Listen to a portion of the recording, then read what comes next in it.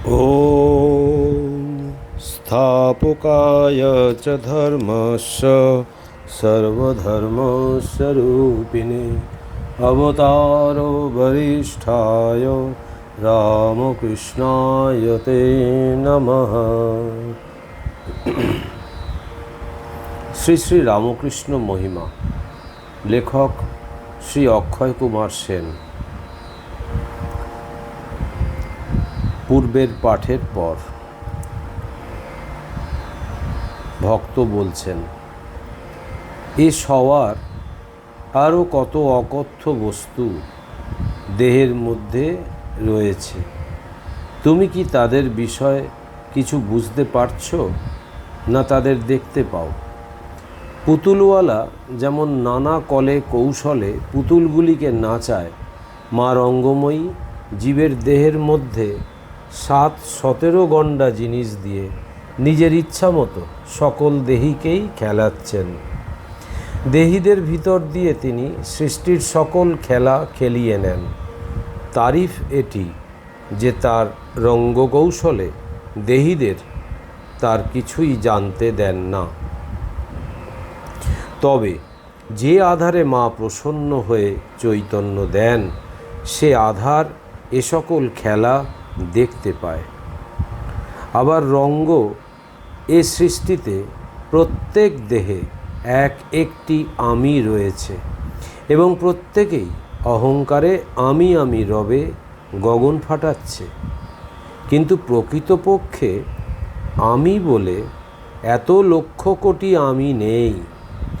আমিদের স্থলে যিনি আছেন, মায়ের প্রসন্নতা লাভ বিনা তাকে দেখবার উপায় নেই।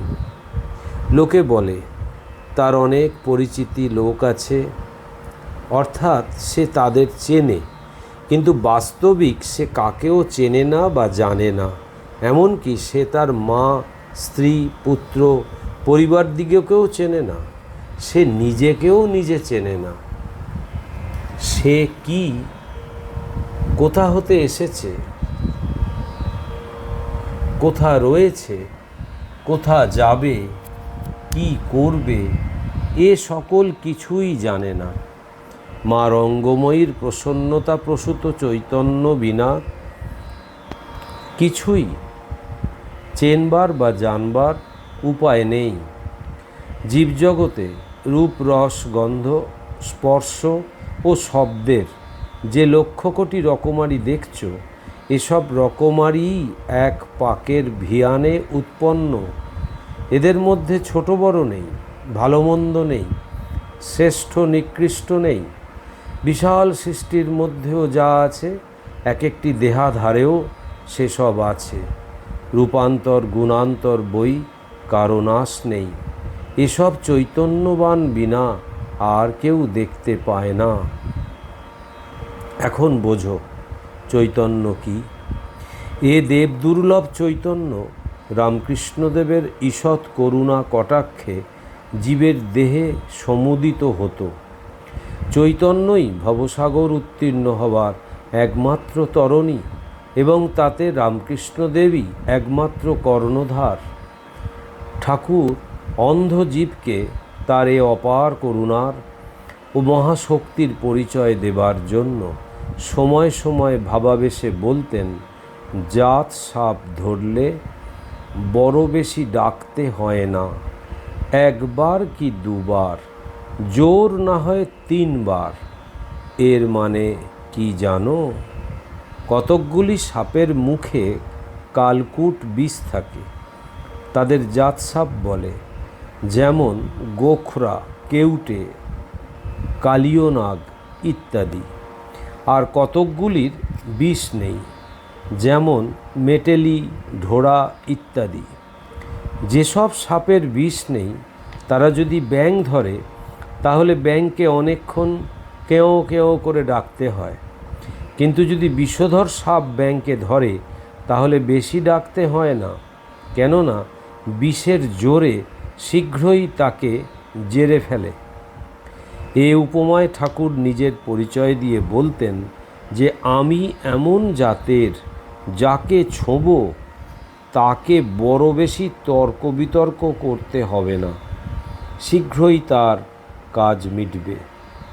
ঠাকুর আবার কখনো কখনো বলতেন, কাঁচপোকা আরশোলাকে ধরলে আরশোলার বর্ণটা ঠিক কাঁচপোকার গায়ের বর্ণের মতো হয়ে যায়।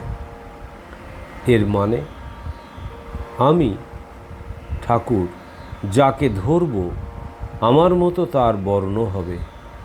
গিরিশবাবুকে বলেছিলেন, এবেলা খেয়ে দিয়ে ভোগ করে নে, এরপরে আর হবে না। ঠাকুরের অনেকগুলি ধনী মানী গুণী ভক্তও প্রথমত অর্থাৎ ঠাকুরের দর্শন করবার পূর্বে মাত্র নাম শুনে বলেছিলেন, এ বয়সে কত হংস দেখলাম, যদি যাই নাক মোলে দিয়ে আসব। কেউ বলেছিলেন, দু কথায় থ বানিয়ে দিয়ে আসব। গিরিশবাবুও প্রথম দর্শনে বলেছিলেন, এ ঊনবিংশ শতাব্দীতে অনেক বুজরুকি দেখলাম, কিন্তু প্রভুর কেমন মোহিনী শক্তি! একবার কি দুবার তার সরল বালক সুলক স্বভাব ও পরমানন্দময় মূর্তি দর্শনে অভিমানী ভক্তেরা এ জন্মের মতো শ্রীপদে বিকিয়ে গেলেন। তাদের পূর্বেকার যুক্তিতর্ক বিচার বুদ্ধি অভিমানাদি রামকৃষ্ণরূপ সাগরে কোথায় তলিয়ে গেল, তার আর কোনো খোঁজ খবর পেলেন না। ঠাকুর পরম রূপবান, দেখলে আর বাঁচাও নেই। এমন অরূপের রূপের ছবি সৃষ্টি কেউ কখনো দেখেননি। কেবল রূপেই যে মোহিনী শক্তি তা নয়, গুণেও তেমনি মোহিনী শক্তি। অতি সুন্দর বাঁকা বাঁকা চোখ দুটি, কান পর্যন্ত টানা, তাতে আবার এমন আকর্ষণী শক্তি যে সে চোখ কারু পানে তাকালে তার রক্ষা নেই। মন পাখি দিয়ে ফাঁকি পালাতে না পারে, অনিবার্য স্বরাঘাত সন্ধ্যা নিলে কারে, ধনুস্বরে মারে আঁখি স্বরে দেয় প্রাণ, আঁকিতে নারী নু বাঁকা আঁখির সন্ধান। রামকৃষ্ণ পুঁথি। প্রশস্ত ললাট, ঈষৎ রক্তিম কুঁদে কাটা ঠোঁট দুটি, নিরুপম মুখখানি ধীর মন্দ সমীরণে আন্দোলিত, কালিন্দীর স্বচ্ছ সলিলের ন্যায় মৃদু, হাসিতে ঢলঢল, যেন তায়ে চাঁদের কিরণ মাখা, পরিমিত গ্রীবা, কণ্ঠে মুরলীর স্বর, বিশাল বক্ষস্থল, আজানুলম্বিত বাহুযুগল, শোভমান পা দুটি, কমলা অপেক্ষাও কোমল চরণতল, স্পর্শে লৌহ দেহ কাঞ্চনময় হয়, যাবতীয় পূর্ণ গুণে শ্রীঅঙ্গ পরিপূরিত, তার মধ্যে দয়াই যেন 16 আনার অধিক, দয়ার বিতরণও মুক্ত হস্তে, তিলবৎ স্থলে তালবৎ দান, তাতেই দর্শকবৃন্দ বিভোর। সুতরাং শ্রী আধারে কত কি আছে তা দেখবার কেহ অবকাশ পাননি। লীলা অতি গভীর, পাতালও নিজে তল পায় না, বাহ্যৈশ্বর্য কিছুমাত্র নেই, অন্তরৈশ্বর্যে কিন্তু কোটি কোটি বিশ্বও তলিয়ে যায়। সেজন্য রামকৃষ্ণ লীলা মুখে বলা যায় না, এ লীলা শুনবার নয়, কেবল দেখবার। যা দেখা যায় তা কথায় প্রকাশিত হবার নয়। ঠাকুর যেমন গুপ্তাবতার, তার লীলাও তদ্রূপ, অদ্ভুত খেলা, মহাব্যক্ত হয়ে মহাগুপ্ত। অতি সরলকে বুঝা মহাদায়। অতি সরলে যেমন অতি বাঁকার ভাব, ঠিক তেমনি ব্যক্তাবতারে গুপ্তাবতারের ভাব। বস্তু প্রত্যক্ষ না হলে এক বস্তুতে বিপরীত ভাবের খেলা বুঝবার নয়। পাঠক: ঠিক বটে মহাশয়, এখানকার কথাগুলি শুনতে বেশ লাগছে, কিন্তু কিছু বোঝা যাচ্ছে না। বাহ্যৈশ্বর্য অন্তরৈশ্বর্য কীরকম? ব্যক্ত হয়ে গুপ্ত, সরল বা সোজা হয়ে বাঁকা, এই বা কী প্রকার? ভক্ত: ঈশ্বরের লীলাতত্ত্ব এত খুলে বলা যায় না, ইঙ্গিত ইশারায় বুঝে নিতে হয়। চোখে নাকে বদন ভঙ্গিমাতে যেমন বলতে পারে, বচনে তেমন পারে না। আমি বরাবরই তোমাকে বলে আসছি, আমি মূর্খ মানুষ, ভাষা জ্ঞান নেই, শাস্ত্রপাঠ নেই, তীর্থ পর্যটন নেই, সাধন ভজন নেই। আমার বল বুদ্ধি সহায় সম্বল সবই রামকৃষ্ণদেব। তিনি যেমন দেখাচ্ছেন, উপলব্ধি করাচ্ছেন, সেগুলি যেমন করে হোক কুঁকিয়ে কাঁকিয়ে তোমাকে বলছি এই মাত্র। বাহ্যৈশ্বর্য কাকে বলে জানো?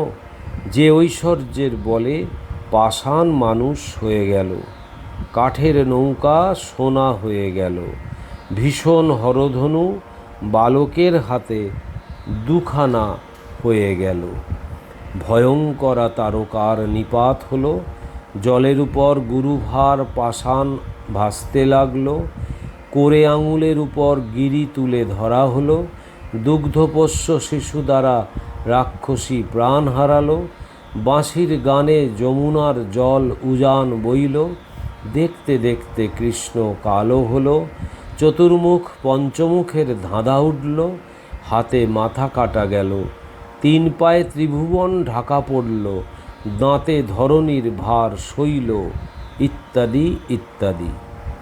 এ বাহ্যৈশ্বর্যের খেলা, এ খেলা রামকৃষ্ণ লীলার বিষয়ীভূত হয়েও বিষয়ীভূত নয়।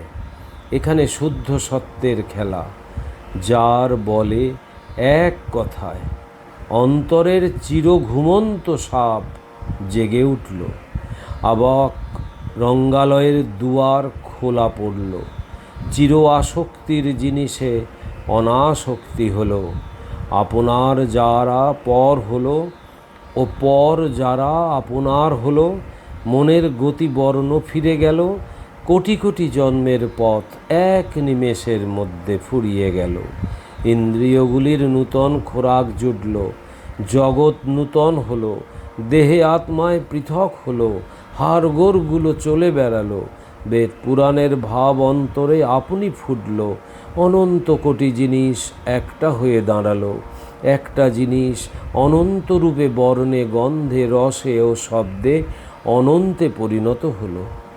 ভালো মন্দ এক বিছানায় শুয়ে ঘুমোলো, আর যে ভগবানের দুয়ার প্রবেশে ইন্দ্র চন্দ্র বায়ু বরুণ যম ইত্যাদি ভয়ে কম্পমান, সেই ভগবান আপনার চেয়েও আপনার হলো। এসব রামকৃষ্ণদেবের খেলার অন্তর্গত। বাহ্যৈশ্বর্যের কাণ্ড ইন্দ্রিয়ের আয়ত্তাধীন, তাই মুখে বলা চলে, কিন্তু অন্তরৈশ্বর্যের কাণ্ড ইন্দ্রিয়ের বিষয়ীভূত হয়েও তাদের বিষয়ীভূত নয়, এজন্য বর্ণনা করা যায় না। এহেতু আমি ক্রমাগত বারবার বলছি, রামকৃষ্ণ লীলা বলবার নয়, কেবল দেখবার। রামকৃষ্ণ লীলা যে তিলে তিলে বুঝছে, তার আর মুখে কথা বেরোয় কি? মনে করে এ যে অবাক রঙ্গ, এ কি মুখে বলা যায়, না কাকেও বুঝানো যায়? দ্বিতীয় কথা, রামকৃষ্ণদেব ব্যক্ত হয়েও গুপ্ত, আর অতি সরল সোজা হয়েও অতি বাঁকা, সেটা কেমন ধারা ধীর স্থির চিত্তে শোনো। রামকৃষ্ণদেবের জন্মস্থান হলো এমন একটি স্থানে, যে স্থানটি তার জন্মাবার পূর্বে জনসাধারণের পরিচিত হবার কোনো কারণ নেই, যেখানে তার পিতৃদেবের আবাসটি, অর্থাৎ যে পুণ্য বাস্তুতে প্রভুদেবের জন্ম হলো, সেটি গ্রামের ভদ্রপল্লীর মধ্যে। স্থানটি গ্রামের এক প্রান্তভাগে। প্রতিবেশী জোলা, তাঁতি আর ডোম, যাদের হিন্দুহীন জাতি বা ইতর জাতি বলে। অদূরে শ্মশান, আবিল ডাঙা, নানা জাতীয় গাছপাতায় পরিপূর্ণ, মৃতদেহলোলুপ শকুনি কুকুর ও শিয়ালের নিত্যভূমি। নিকটে একটি খাল, সন্ধ্যার পর একলা যাওয়া যায় না। পিতৃদেব তাই কোন একজন সম্পত্তিমান সম্পত্তির মধ্যে 7 পোয়া জমি, গরিবেরও এক শেষ, কিন্তু বুঝে যেও দীন নন। ভিটার মধ্যে একখানি আবাস বাটি, অর্থাভাবে কাঠের বদলে বাঁশের সাজ, কুঁড়ে ঘরের মতো একখানি ঠাকুর ঘর, একখানি রসুই ঘর, আর একটি ঢেঁকিশালা। স্থানাভাবে প্রভুদেব ভূমিষ্ঠ হলেন ঢেঁকিশালে। জন্মের পর তাকে পালন করলেন একটি কামারের ঘরের দুঃখিনী করে রাঁড়ি। নিকটে সম্পত্তিমান লোকের বাস আছে বটে, তাদেরও বড় পরিবার, ঘরে ছেলেপুলেও অনেক। রামকৃষ্ণদেব কিছু বড় হলে তাদের ছেলেদের সঙ্গে তত না মিশলেন অতি দুঃখী দীন খেটে খেকো লোকের ছেলেদের সঙ্গে। তাদের সঙ্গে সর্বদা বাস, তাদের সঙ্গে খেলা, তাদের সঙ্গে গরু চড়ানো। লেখাপড়া শিখবার নামটি মাত্র নেই। বেশি বয়সে অভিভাবকদের জেদে পাঠশালে গেলেন, কিন্তু লেখাপড়ায় মোটেই মন নেই। অনেক কষ্টে বিদ্যা হলো কাঠাকিয়ে পর্যন্ত। কিছু কিছু বর্ণ পরিচয় হলো, তালপাতায় ঠাকুরের নাম লিখতে শিখলেন। এখানেই বিদ্যার খতম। পূর্ণ বালক বয়সে এবং যৌবনের প্রারম্ভে ঠাকুরবাড়ির পূজারীর চাকরিতে নিযুক্ত হলেন। সেই ঠাকুরবাড়ি কৈবর্তের। এ ঠাকুরবাড়িতে কোনো উচ্চ জাতি প্রকাশ্যে প্রসাদ গ্রহণ করেন না।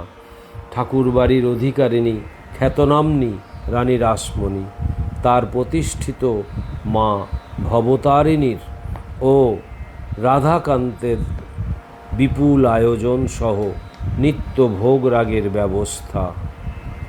শুনেছি প্রার্থীর অভাবে মহাপ্রসাদ গঙ্গায় ফেলে দিতে হতো।